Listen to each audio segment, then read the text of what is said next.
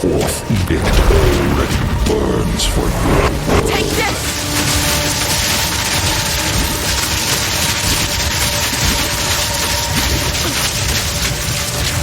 Your affliction upon her will soon be erased. Another soul.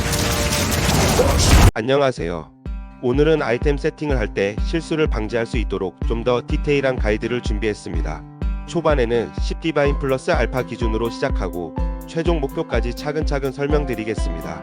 엔드게임에 막 진입하신 분들께도 도움이 될 테니 참고 부탁드립니다. 커런시가 충분하다고 해서 하루아침에 모든 장비를 완벽하게 맞출 수 있다고 생각하면 안 됩니다. 게임을 진행하면서 거래소를 주기적으로 확인하며 최적의 세팅을 찾아가는 것이 중요합니다. 이 가이드가 다른 유튜브 세팅 영상과 차별화되는 점은 다음과 같습니다.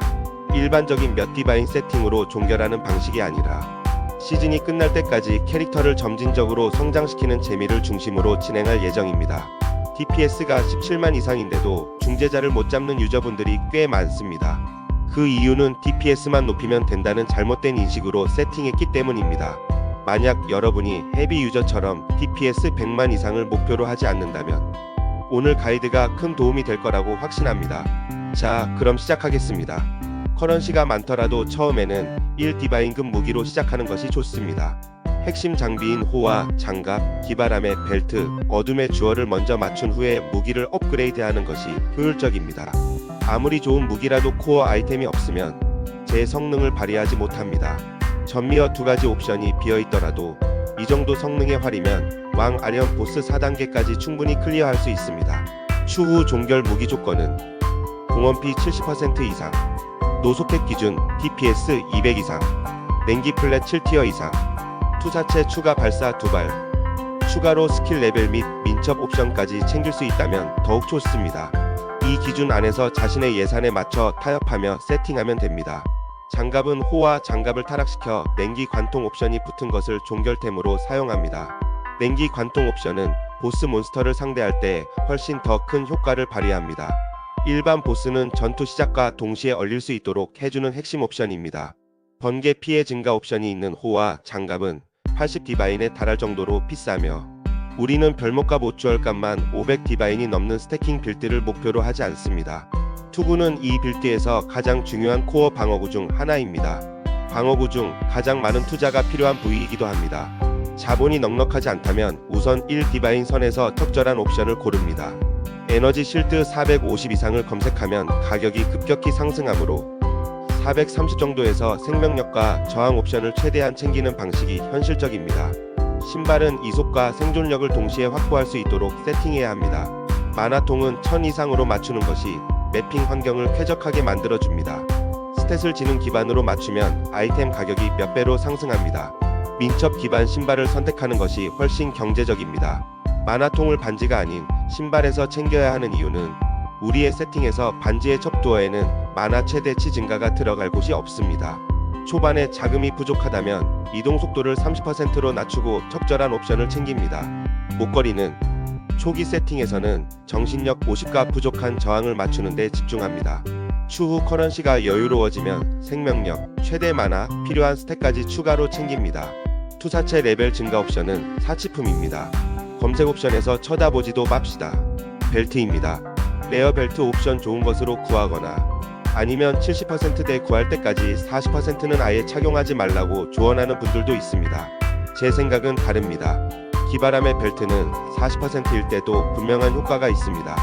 40%일 때 반지를 포함한 저항 옵션을 맞추고 차후 엔드 세팅 시에 기바람의 벨트를 업그레이드하면서 반지 세팅까지 자연스럽게 조정하면 됩니다. 40%일 때 저항을 맞추고 70%로 바꾸면서 다른 장신구나 방어구를 업그레이드하면서 딜을 높이는 전략으로 갑시다. 물론 자금이 넉넉하신 분들은 벨트 70% 이상으로 맞추고 시작하는 것이 좋습니다.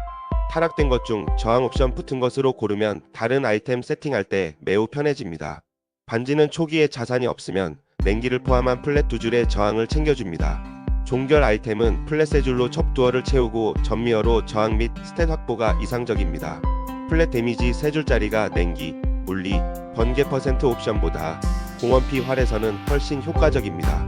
본격적인 반지 업그레이드는 벨트와 고유 플라스크를 맞춘 후에 진행합니다. 어차피 고유 플라스크 없으면 도둑 반지 끼고 우버보스를 상대해야 하니까요. 갑옷은 처음에는 회피 1700 이상을 검색해 생명력과 저항이 2줄 이상 붙은 갑옷을 찾습니다. 10액짜리에 나와 있네요. 고개 쓰고 회피 75% 넘으면 됩니다. 저의 패시브 노드대로 하면 이 갑옷 입고도 회피 75% 이상 될 겁니다. 캐릭터 사망 시 손해를 많이 보기 시작하는 90레벨 이후부터는 생존력을 높이기 위해 회피 수치를 점차 올려 업그레이드하면 됩니다. 고개 쓰고 회피 75% 이상, 생명력 1900 이상, 에너지 쉴드 600 이상 되면 캐릭터가 매우 탱키해집니다. 화살통입니다. 화살통은 기민한 화살통 베이스에 냉기 플랫을 포함한 플랫 2줄의 투사체 속도 증가 옵션으로 접두어를 채웁니다. 전미어에는 반드시 민첩을 붙이고 추후에 여유가 된다면 투사체 스킬 레벨 추가도 고려할 수 있습니다. 공격 속도 옵션은 필수는 아닙니다. 돈 먹는 하마입니다. 차라리 처치 시 만화 획득이나 생명력 획득이 여러분의 매핑 환경에 도움이 더 됩니다. 빌드의 코어템 중 하나인 어둠 듀얼입니다. 초기엔 4디바인짜리 냉기 개인의 쓰레기 옵션으로 쓰셔야 합니다. 다른 한 줄을 저항 옵션으로 채우면 나중에 듀얼 업그레이드 할 때 골치 아파집니다. 아이템 모두 싹 갈아엎어야 할지 모릅니다. 보시는 바와 같이 차례로 업그레이드 하시기 바랍니다. 냉기, 화염의 쌍개인으로 종결하셔도 됩니다. 여기까지 템 세팅 가이드였습니다. 패시브 트리에 일부 변형이 있으며 실수로 누락된 부분이 있었습니다. 이를 보완한 패시브 트리 링크를 이 영상 더보기란에 첨부해 두겠습니다. 많은 도움이 되길 바라며 시청해주셔서 감사합니다.